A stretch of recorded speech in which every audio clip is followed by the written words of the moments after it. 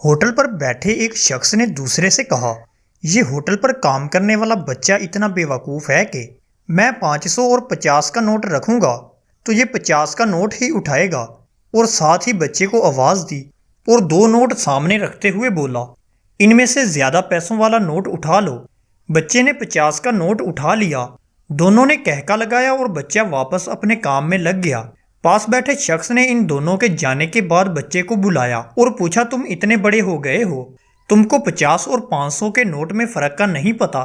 یہ سن کر بچہ مسکرایا اور بولا، یہ آدمی اکثر کسی نہ کسی دوست کو میری بے وقوفی دکھا کر انجوائے کرنے کے لیے یہ کام کرتا ہے، اور میں 50 کا نوٹ اٹھا لیتا ہوں، وہ خوش ہو جاتے ہیں اور مجھے 50 روپے مل جاتے ہیں۔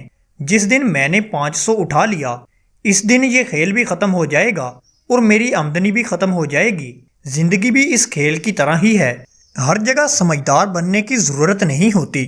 جہاں سمجھدار بننے سے اپنی ہی خوشیاں متاثر ہوتی ہوں، وہاں بے وقوف بن جانا ہی سمجھداری ہے۔ نوٹ اس پیغام کو دوسروں تک پہنچائیں تاکہ اللہ کسی کی زندگی کو آپ کے ذریعے بدل دے۔